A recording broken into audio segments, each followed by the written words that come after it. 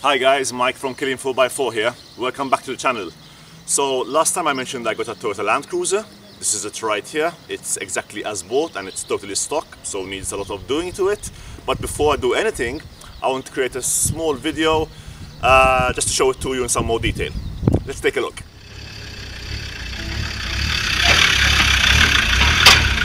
Hi, I'm Mike and this is Killing 4x4, my YouTube channel and Facebook blog. Join me as I share my passion for the outdoors and for driving four-wheel drive vehicles on and off the road, both locally in Malta and overland.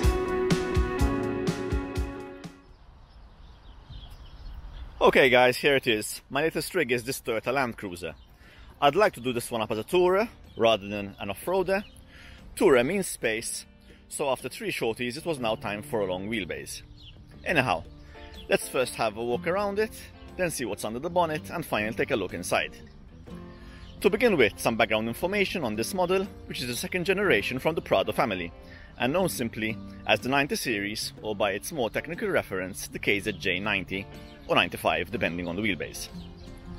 This model was referred to as the Prado in most markets, however in the UK it was badged as the Colorado in order to distinguish it from the Amazon, its larger brother, which was already on sale at launch. The 90 series superseded the legendary 70 series and was manufactured from 1996 to 2002.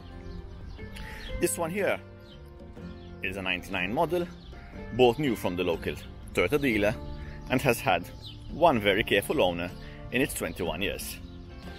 Owners tend to hang on to these Land Cruisers for many years, so at any one time there are less of them for sale to begin with.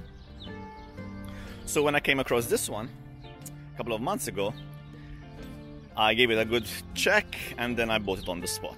In doing so, totally blowing my budget, as one does. Okay, so let's see what's going on under the hood. First impression of this engine bay is that it's clean, with no visible oil leaks alongside the engine block or anywhere else on the engine. No rust on the inner mudguards or on the bulkhead, so all good in that respect. Anyhow, so this is Toyota's well-established 1KZ. It's a 3-litre 4-cylinder turbo diesel engine with indirect injection and produces around 130 brake horsepower. The 1KZ was used previously on the 4Runner, on the Hilux and on the Hiace. So it's well known and used on other Toyota platforms. It has a reputation for being very reliable, and it's not uncommon for a Prado to have 300,000, even 400,000 kilometers on the clock. So with this one having barely 70, it's barely running, as one says. So it should produce many years of trouble-free motoring. Will it do so? I guess only time will tell. So anyway, this is Prado's 1KZ. Okay, so let's have a look at the rear load space.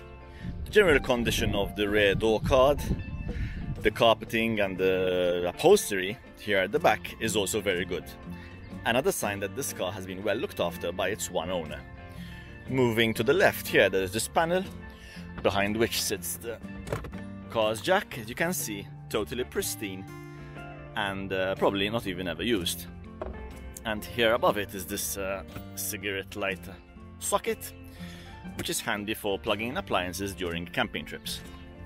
Now when I look at this load space, truth be told, the 6th and 7th seats do encroach significantly into it, but rather than remove them immediately, I wanted to live with the car a little bit, take a couple of trips to see just how often I need some more space at the back. Also keeping in mind that I might also eventually fit a roof rack. Let's now have a look at the rear seats. As for the rear passenger area, it looks like a relatively nice place to travel in. Legroom is adequate, and otherwise there are not too many bells and whistles here. There's this useful storage bin on either side on the doors, and this netting here for storage of other items. This would be good for a fully charged iPad showing a good dose of Peppa Pig, anything to keep the terrorists alienated on those road trips. The rear seat back is a 60-40 split and allows the back to fold up this way to grant access to the 6th and 7th passengers, as well as the carrying of bulkier items. Up front we have a typical interior from a vehicle manufactured in Japan in the early 1990s, so we have a functional and hard-wearing dashboard, but otherwise the cockpit is relatively drab and unexciting. We're going to have to spruce up the cockpit a little bit. The stereo, for instance, is Jurassic, so that needs seeing to nearly immediately. Otherwise the vehicle presents itself well here, and all electronics work as they should. This vehicle was bought with electric windows, electric mirrors, central lock, etc, etc, which was a decent spec 20 years ago, but otherwise today that's standard on any vehicle. This one also came out with heated seats, which was a novelty, and also has a sunroof, which makes for a more pleasant environment throughout the car. So Toyota Total View and your backside in every season. And finally, to conclude, this vehicle has a manual gearbox. That was a priority for me, as from experience the automatics are significantly thirstier on fuel. For off-road use, this vehicle is permanently in 4-wheel drive mode, so it acts as a full-time system, and when the terrain gets harsh, one just needs to engage low ratio by shifting this lever to the right, effectively locking your central differential. But by far, the most exciting feature for me on this vehicle is to be found on this small switch over here below the ignition, which shows that this Prado came with a factory-fitted rear locking differential. That indeed is a surprise, as I haven't seen any other local Prados with that, and it's a welcome addition on any rig. Okay guys, that was my Land Cruiser in totally stock format. Hope you liked it. From now on it gets much more interesting, because we start to add on some goodies to the vehicle itself. What's the very first thing you do to this Land Cruiser? Let me know in the comments below. Anyhow guys, thanks for watching, subscribe to the channel, and see you next time.